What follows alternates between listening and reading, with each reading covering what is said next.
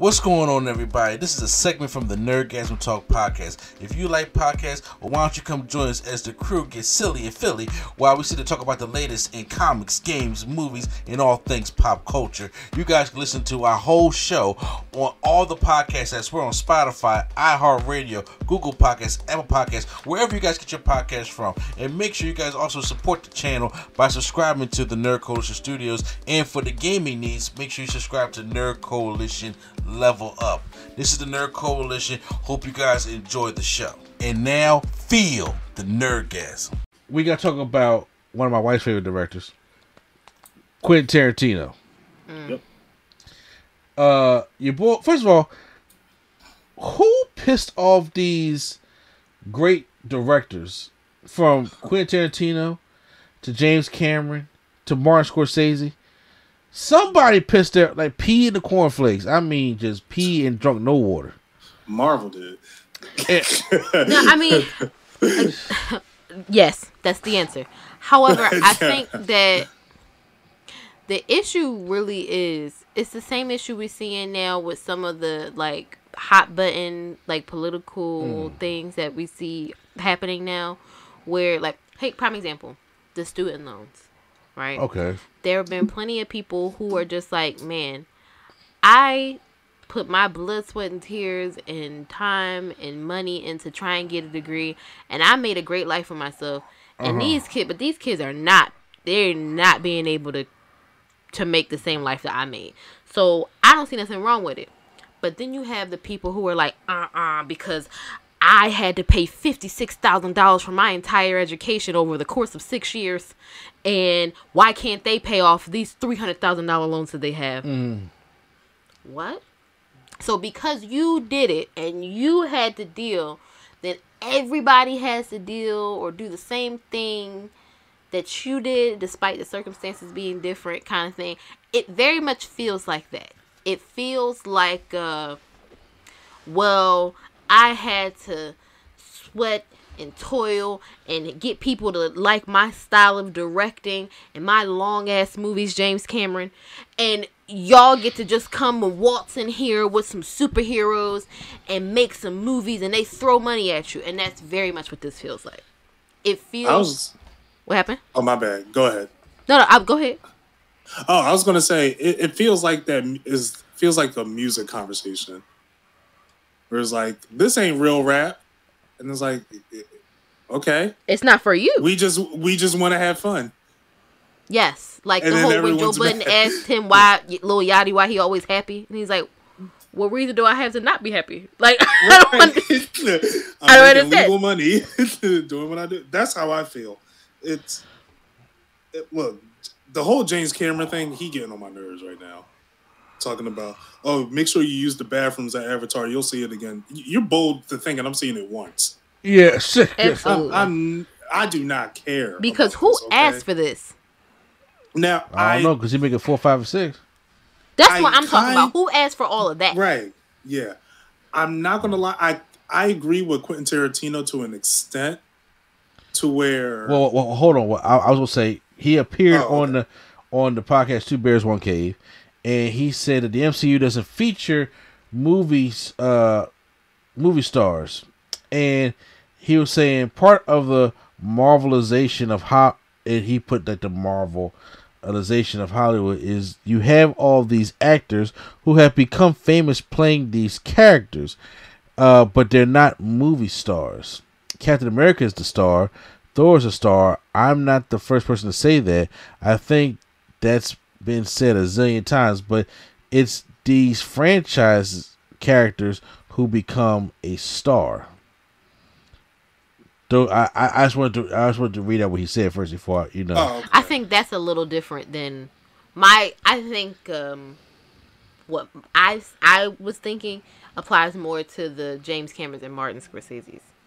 Yeah. And I don't disagree with Quentin Tarantino to an extent. Because like we're seeing movies for IPs now.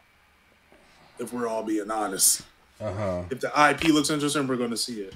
And I do disagree that saying like these movies aren't making superstars, Because Chris Evans was a E-list celebrity before this. Absolutely. Yeah.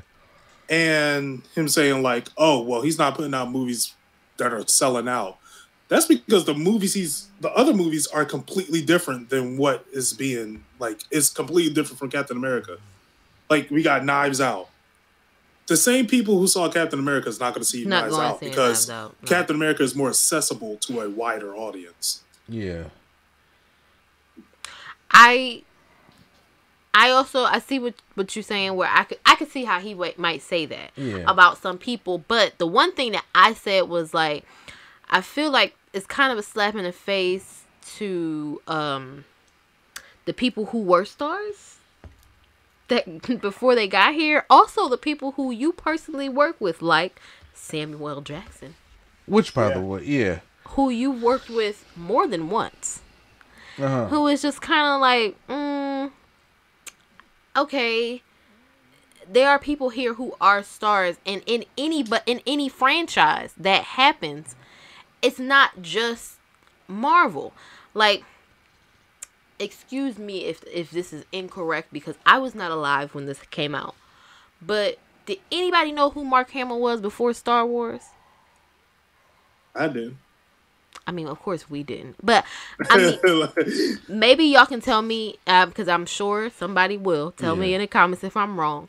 But I feel like when you have large franchises like this, and you and somebody is the star of it, and you make multiples, you are propelling them into superstardom. Now, if they can carry that, is a different story.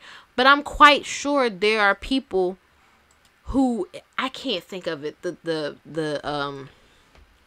movies at like right now off the top of my head, but who they were part of huge movies and ended up being, synonymous with a role, and then going on to do other things. Oh, right. I can name two off my head right now. It just seems like you probably thinking like Harrison Ford or Sylvester Stallone. No, Sylvester Stallone, I don't think they would say that about, because he built that himself. It wasn't like this is not something we had the lore for. Like, we have the lore for this already. This is not something we had the lore for. We didn't have the lore for Rocky, and then he was just like, I'm going to take this and make it into a movie kind of thing. I don't know if they would give him that much flack. What about Harrison Ford? Indiana Jones and Han Solo. Because those are two big franchises. You might be able to say that. Yeah. But that's what I'm saying. It's like, you can't say that just, like, I feel like people are more upset because of the vehicle that is being put on. Like, come on. Yeah. I don't know. It's just,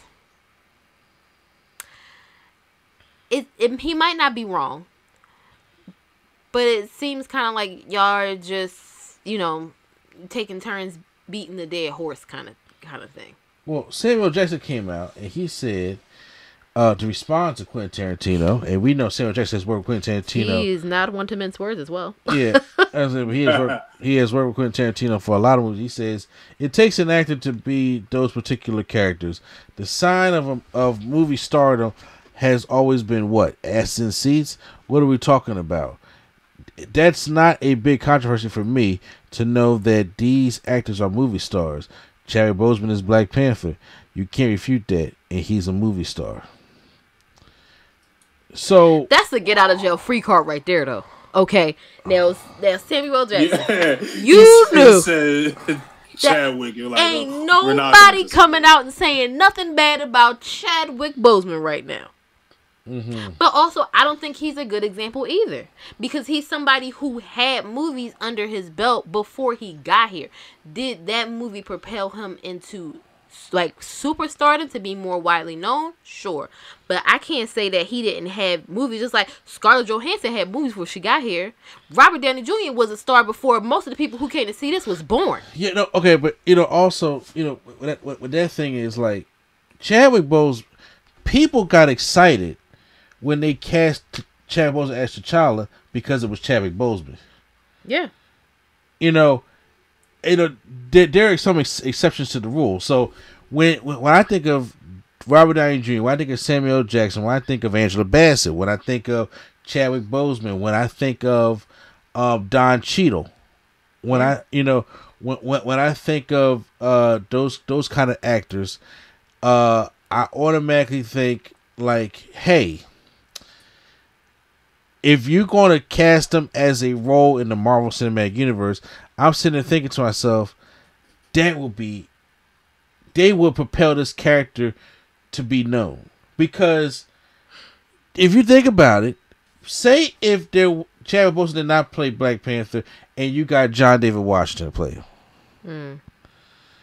Or if you got some if you got a really no-name black guy actor. And it's like, okay, we got a black superhero in Black Panther. That's it. I do believe that Black Panther is where it's at now because of Chadwick Boseman. I mean, that can be said, but also you can say that for Ryan Coogler as well. What'd you say? I say you can make that argument for Ryan Coogler as well. Same. I mean, absolutely, yeah. But all these people we just said, those people who are exceptions to the rule that you just mentioned, would they be considered black famous prior to this? The only one prior to this of what I said, by Jr. obviously, that could be black famous would be Angela Bassett. I think also Don Cheadle. I don't think that. Not with Hotel Rwanda. People know him, but is he somebody they think could carry it? If you go out here and ask people who are casual moviegoers, could they name you 3 films that Don Cheadle was in besides Hotel Rwanda? I think they can. They could do it? I think they can. I'm not trying to start an argument here. I'm not trying to start an argument either. I'm being seriously think that they can because I'm just being like, I hate the playing devil's advocate thing, but do you think that people look at them as lower tier movie stars than they actually are because they're not seeing their stuff? I can't say it for Don. The reason why I can't say it for Don Cheadle, like I said, Anthony Mackie, that's black famous, obviously. Anthony Mackie, Angela Bassett. Yes. Chadwick Boseman people knew, but I feel like he's a bigger deal to us because he's Chadwick Boseman. Yeah. And did, in all of the movies he's done, besides like 21 Bridges, have been like historical black figures. Yeah. But also, you have to understand that Jackie Robinson reaches a wider audience than just black people. I understand. But I'm saying like Thurgood Marshall. I don't think that's a movie we're going to see on a field trip. And I'm not saying it like it's a bad thing. I'm not saying like it's a bad thing. Which, by the way, I do want to say this. Which, by the way, is a good movie, though. That's what I'm saying. I'm not saying like it's a bad thing. Marshall is a decent movie.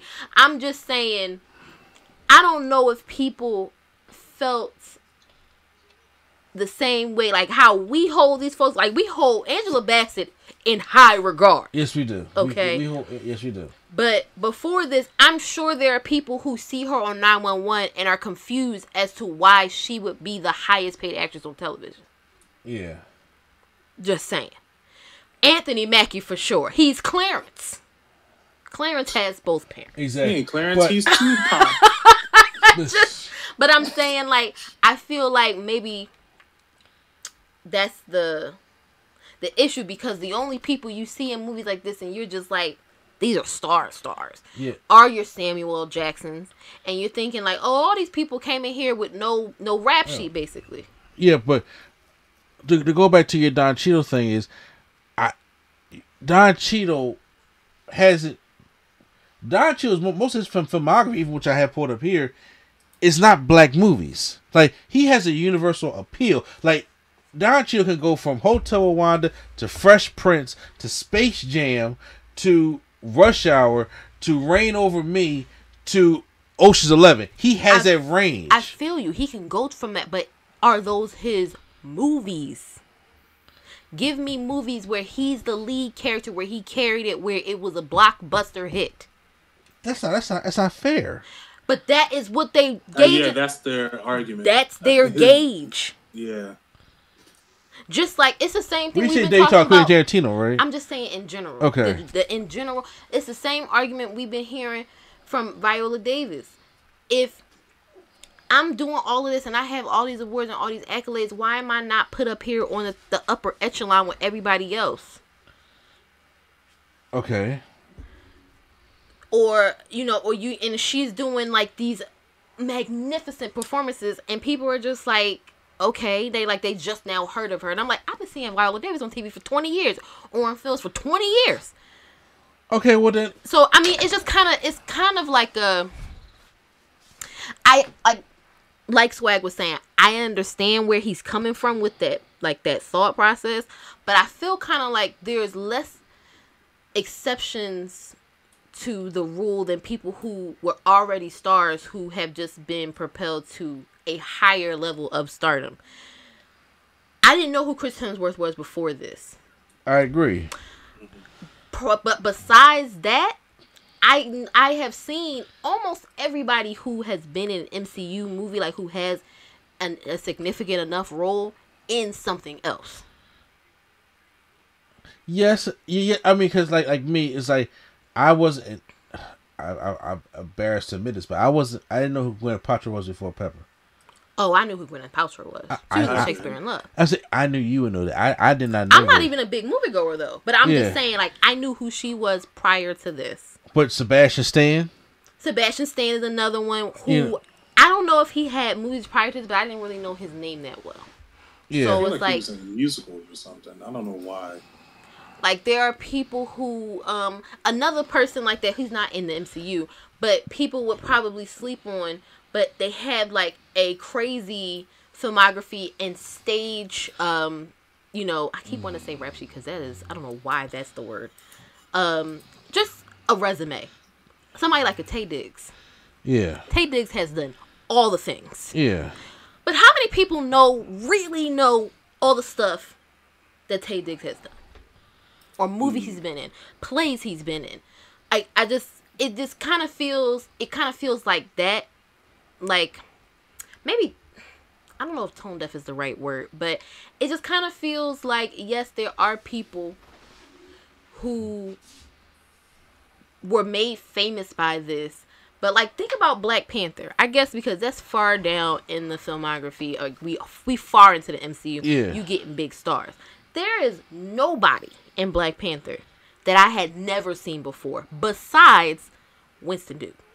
Mm-hmm. And because Us is after Black Panther. Yeah. I only seen him in Modern Family. Yeah, I only seen him in like bit roles like that. The only person because I'm looking at this poster right now. Only person in this movie who was a significant star who I had never seen before or didn't have any credits that I could think off the top of my head is Winston Duke. Michael B. Jordan's already a star. Lupita Nyong'o's already a star. Denai Guerrero's already a star. Of course, Chadwick. Even Andy Serkis. What about Letitia Wright? She was in Black Mirror, I know. But that was after. That was after. So Letitia Wright, she might... Yeah, that was after. I thought it was before. Okay. She might be another name to add to that list. But I don't know her if she was doing work outside of this before that I didn't know about. Mm-hmm. Daniel Kaluuya, another one. I'm just saying, like, he was definitely in Black Mirror because I think he was doing work in UK. Yeah, that's what I'm saying. I don't know. Yeah. They might have a resume over there we know nothing about. Right. But I know movies he was in other than that.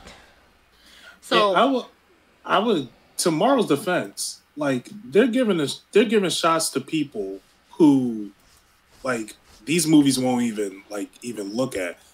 Like, let's take a look at Christopher Nolan. He hires the same people every movie. Mm-hmm. All right. At least with Marvel, they're branching out, getting people that are unknown, trying to like help the industry at least. Yeah, I mean, I look, I understand what Quentin Tarantino trying to say, but I also think Quentin Tarantino has old Hollywood in his head. But yeah, that's what I'm saying. Yeah. Like this, it's the old guard stuff that you hear. That was the point I was trying to make with the first thing I was saying about folks being upset about the loans and stuff, and kind of like what he was saying with the whole This not real. Whatever the music is, it can be rap, it can be rock, it can be anything. This not the real whatever. Those John Wayne movie stars are kind of gone. You know, the asshole movie stars who go ahead and make the big movies, stuff like that. That era is gone. That golden age of Hollywood is gone now. But they feel like it should stay that way because that's the way that they were thriving in, kind of thing. But also, it's now that these roles, because they're being played by, because I agree with Swag about the Marvel thing, but also Marvel gets credit for casting. Because I'm sitting here thinking about it like, you know, Mark Ruffalo really could have messed this whole thing up. Yes, he from Edward Norton, because there's no way you're telling me Mark Ruffalo's a better actor than Edward Norton. That's just me. If you've seen Edward Norton's body of work. Yeah. But Mark Ruffalo was like, okay, he brought enough to the Hulk that so made me care about. The writing for the Hulk later on sucked. But I'm saying, but for what he brought to Bruce Banner, because when I was like, Mark Ruffalo's going to be, I was like, wait a minute, 13 going on 30? Yeah. Yes. You know what I'm saying? That's what the first thing I thought of. Yeah, that was the first thing I thought of. When I was just like, no, I don't think I want. I don't want to see that. But he made that work. But I think he has the charisma for that. Yeah, it's like maybe for the direction that they knew they were going to take the Hawk in. Do you want an Edward Norton, who I don't know if he has as much a charisma as Mark Ruffalo, like as far as trying to play that character. Yeah. But if they knew that's not the direction they wanted to keep the Hulk going in, fine. We'll go with the person who may not be able to act you under the table, but this is what we need for this role. Right. Gotcha. Which makes sense. But I'm just saying, I was like, okay, well, you know, and don't get me wrong, Mark Ruffalo has a body of work. We haven't seen these movies? Not really. I've never seen anything but 13 going on 30. I'm being honest with you. That's the only thing I could tell you for him. If we trying to go down the list of movies these other people have been in, that's all I got for him. What was the other one that he was in with Ryan Reynolds, The Adam Project? Which I personally think is a sequel to 13 Going on 30, but we could talk about that later. And he was, Now You See It was after MCU started, right? Yeah. Yeah. Oh, yeah. That's right. The Adam Project. I was looking at it right now. I don't know if that's a 13 Going on 30 sequel. I'm sticking to it. But I said, he has so many other movies. I'm even looking at his filmography right now. It's like, sheesh. Couldn't tell you. I'm about to say, damn, you know, he was in Collateral. I didn't know that either. Who was he in Collateral? I didn't. So I was like, okay. Who was he in Collateral? Oh, he was, let's see. Don't say like Bus Passenger number 3. Ray Fanning. I'll have to go back and check. That's Bus Passenger number 3. Exactly. and then, you know, I was like, oh, okay. Now You See Me, sure. But, you know, I was like, but, you know, I agree with Sam. Like, Did I okay. say Now You See It? Lord Jesus. Come on, Black Mama.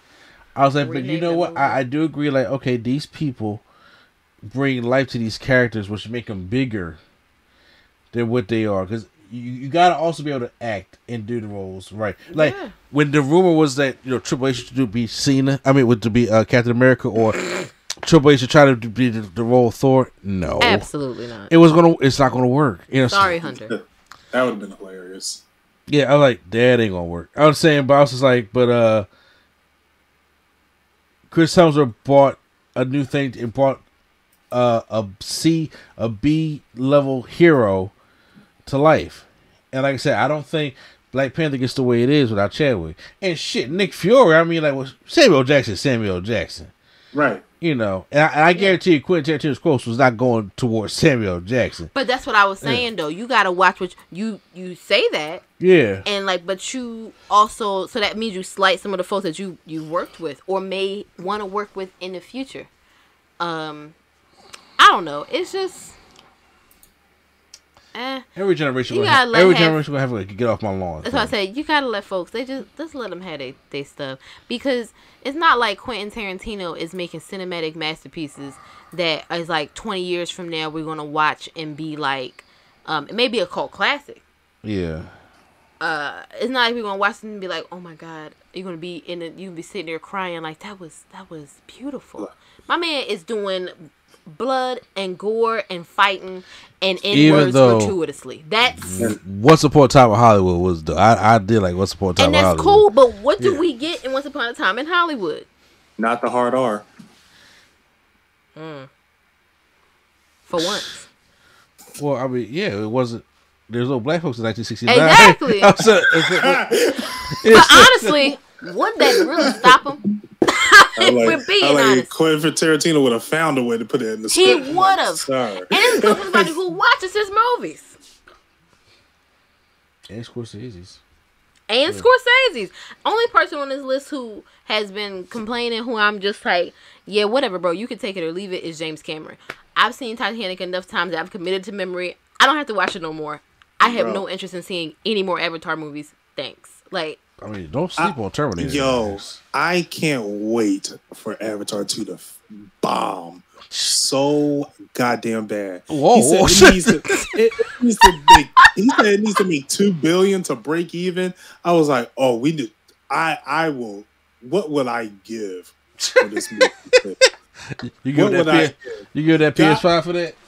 God forbid, if we have another lockdown right before that movie come out, I will be the most satisfied human being on the planet. This is the thing. I don't think it's gonna. I don't know if it's gonna bomb, but I don't know if it's gonna pull the numbers that he feels like it's gonna pull. It's ain't gonna make no $2 billion. And then he's gonna try and blame it on Marvel. And be like, this is all their fault. We don't even have any movies out right now, sir. Like, besides Black Panther doing well.